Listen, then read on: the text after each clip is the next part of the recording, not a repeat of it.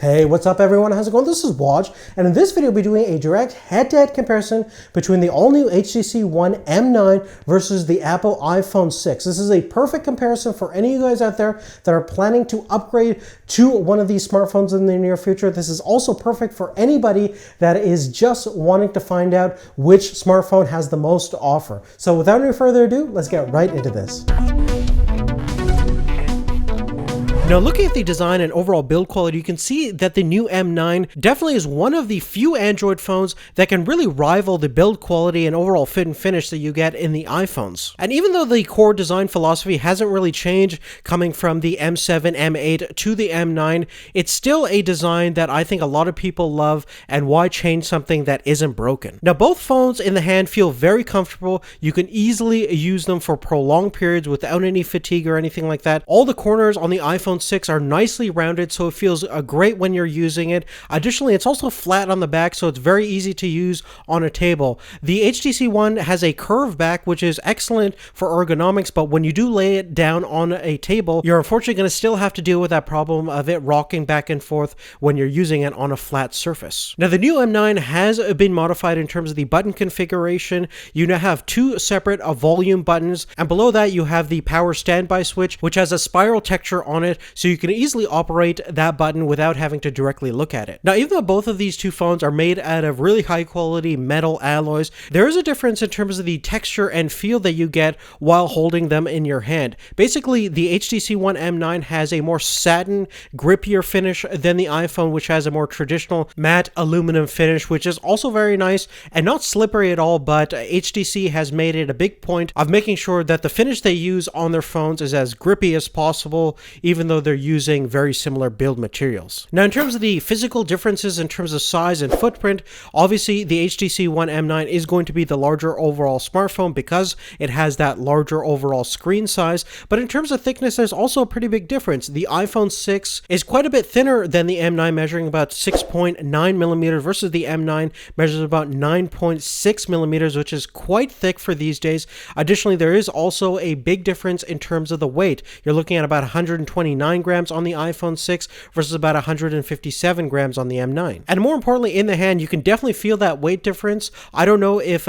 being a little bit heavier on the M9 side is a disadvantage. In fact, I feel it gives the phone a little bit more heft. Now, moving on, let's talk about the displays that comes in both these two devices. They're actually fairly similar in terms of overall dimension. You're looking at about 4.7 inches on the iPhone and exactly 5-inch display on the M9. In terms of resolution, we also have a higher resolution on the M9 of 1920 by 1080, and the iPhone measures about 1334 by 750. In terms of the PPI count, again, we're going to have a higher overall score, about 441 on the HTC versus about 326 on the iPhone 6. Now, specifications aside, in real life, I think the iPhone delivers a fantastic experience in terms of both the color rendition and sharpness. Now, I do have to admit that the resolution on the M9 will facilitate a little bit more fine detail, and text and things like that look just a tad bit more sharper. But one thing I notice is that the new M9 is just slightly more neutral in terms of its color rendition compared to the last generation M8 and indeed the iPhone 6.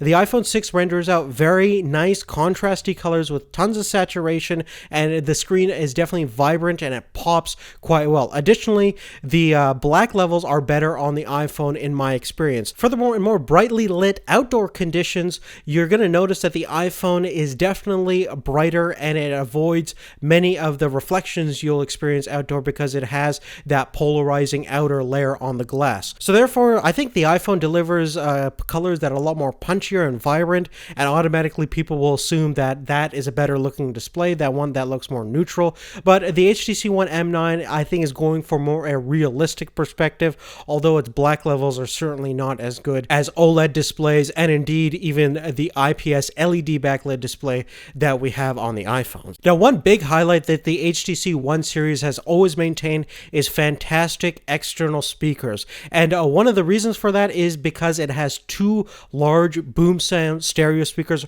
right in front where they should be in order to deliver the best audio experience you're going to find on any smartphone. So let's go ahead and take a listen to both of these two external speakers. That way you can determine what sounds best to you.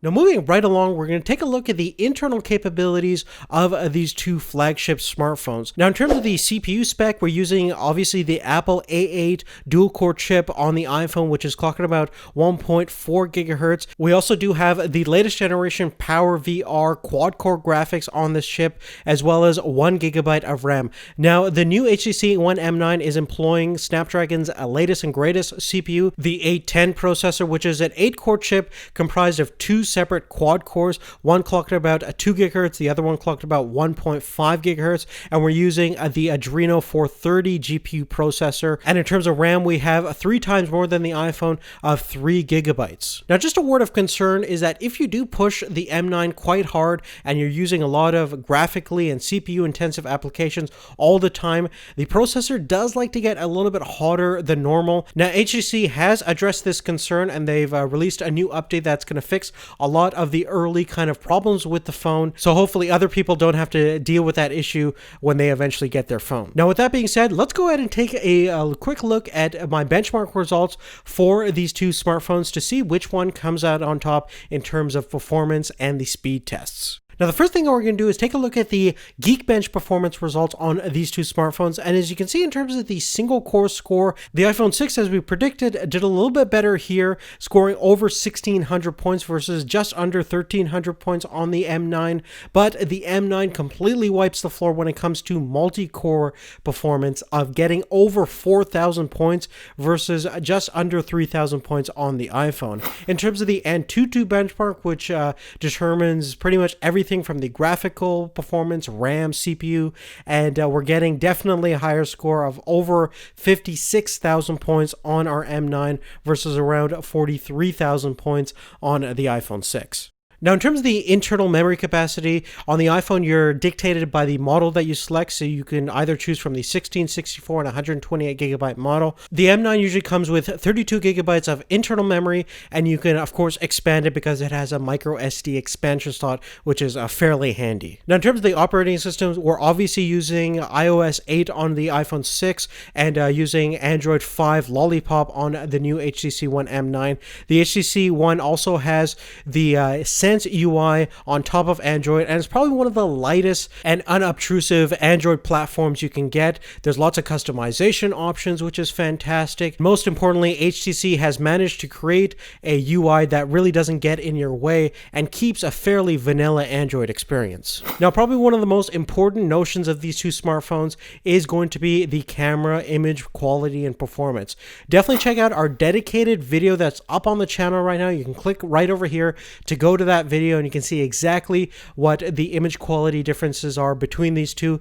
I'm not going to talk too much over here because we have that dedicated video, but essentially the iPhone 6 has the better camera. Even though resolution wise the M9 trumps it in terms of numbers because it has 20.7 megapixels versus about 8 megapixels on the iPhone, but even with that, 9 times out of 10 in most realistic lighting conditions, you're going to find a better overall image quality on the iPhone. Now, in perfectly good lit situations such as outdoor conditions, the M9 can deliver better details. Again, you have more than twice the resolution, so you can crop quite a bit on the M9 and get the ideal composition for your image. Additionally, the M9 has a lot more camera software capabilities. It has a fantastic camera app that you could even do full manual exposure mode and shoot even raw stills, so it's great for photography geeks like me, but inevitably, you're probably going to like the image that's coming out of the iPhone compared to the M9. Video-wise, we do have 4K video capturing capabilities on the M9 versus 1080p, but in terms of slow motion, nothing can really beat that 240 frames per second we see on the iPhone. Now, lastly, in terms of battery performance, even though you're getting a very similar kind of hours on both these two smartphones, from my experience, they are using different specifications in terms of capacity. You're looking at 2840 milliamp hours on the M9 versus about 1810 milliamp hours on the iPhone, and I roughly got about the same battery performance basically with about 50% screen brightness, same user behavior on both smartphones. I got at least 12 to 13 hours of usage throughout the day. So no problem in getting throughout the day on these two smartphones, but if you go into the next day, you're definitely going to struggle. Both phones can't really rival the performance that you get with endurance phablets such as the iPhone 6 Plus and indeed the Note 4. With that being said, there are some tricks up the M9 sleeve. We do have fast charging capabilities, so you can get a 50% charge in just around 25 minutes, which is great and very handy. So you definitely won't mind charging the M9 when you do come to charge the phone. But other than that, guys, that's really it. Make sure to leave a comment down below letting me know which phone, in your opinion, has the most to offer. Definitely love to hear all your thoughts and opinions. Give us a thumbs up as well if you like this video, it helped you out in any way. That really helps us out tremendously. And if you want to know more information about each phone, we have the links in the description to give you all that information. Thanks again for watching, and definitely check out our channel right now. We have a whole bunch of different comparisons, especially comparing the HTC One M9 compared to all of the latest and greatest smartphones. So definitely check out our channel if you haven't already. Thanks again for watching. We'll see you later. Take care.